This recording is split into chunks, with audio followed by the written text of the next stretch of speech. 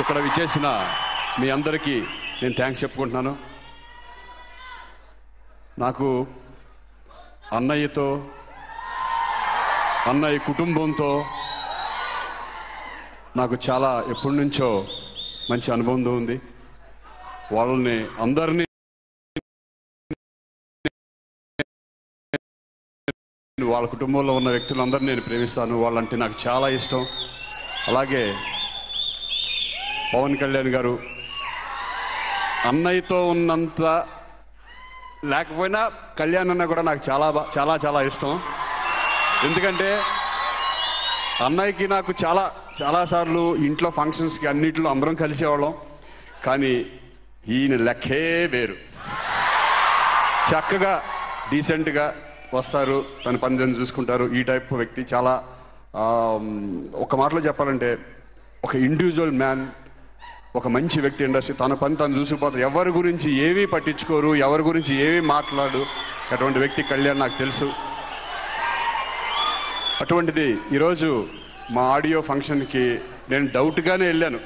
వస్తారో రారో నాకు తెలియదు. సరే ఒక రాయి ఇసురుదాం తప్పే ఉంది అని చెప్పి కళ్యాణ్ దగ్గరికి వెళ్ళడం జరిగింది. ఫిలిం సిటీకి వెళ్ళి కళ్యాణ్ ఇట్లా నేను ఆడియో ఫంక్షన్ చేసుకుంటున్నాను, దేవరాయ నాకు చాలా హెల్ప్ అవుతుంది ఈ సినిమా, మీరు వస్తే కనుక కొంచెం భారీ ఎత్తున చేద్దాము, పబ్లిసిటీ కూడా బాగుంటుంది అని చెప్పగానే ఇంకేమీ మాట్లాడలేదు. నేను వస్తున్నాను శ్రీకాంత్, డెఫినెట్గా ఇక్కడ నేను ఏదో సెంటిమెంట్తో నేను డెఫినెట్గా 100% పిలవలేదు. నేను మనస్ఫూర్తిగా నా కళ్యాణ్ వస్తే బాగుంటుంది అనే పద్ధతిలో నేను పిలిచాను. సో ఈజ్ మంచి మనసు, మంచి సినిమాకి హెల్ప్ అవుతుంది అనే ఉద్దేశంతో. ఎందుకంటే సక్సెస్ గబ్బర్ సింగ్ ఎంత పెద్ద సక్సెస్ అయిందో మనందరికీ తెలుసు.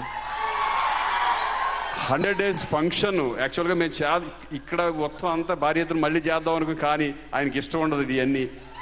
మనం వచ్చాము, మన పని మనం చేసి ఆయన పంపించేయడం చాలా హ్యాపీ మనకి అని చెప్పేసి అదే ఉద్దేశంలో నేను మా వాళ్ళందరికీ పూలదండలు అన్నీ రెడీ చేసేస్తామని, వద్దు ఆయనకి ఇష్టం ఉండదు ఇవన్నీ అని చెప్పాను. సో పర్సనల్గా Kalyan thank you very much. మాకందరికీ ఎంతో సంతోషంగా ఉంది. మా టీం అంతా ఒక 1 week నుంచి ఒక ఇది లెవెల్లో చేస్తున్నారు, ఎట్లన్నా సక్సెస్ చేయాలి అది అని. So I'm very very happy. మరొక్కసారి థ్యాంక్స్ చెప్తాను. ఎందుకంటే పొద్దున్న నుంచి పాపం సాంగ్ చేస్తున్నారు, పూరి జగన్నాథ్ సినిమా. అక్కడి నుంచి నిజంగా చాలా కష్టం నాకు తెలుసు. పొద్దున్న సాంగ్ చేసి మళ్ళీ ఈవినింగ్ ఫంక్షన్కి వచ్చి ఇంతసేపు కూర్చోవాలంటే ఆయన అర్జెంటుగా వెళ్ళాలి కాబట్టి థ్యాంక్ యూ కళ్యాణ్ గారు.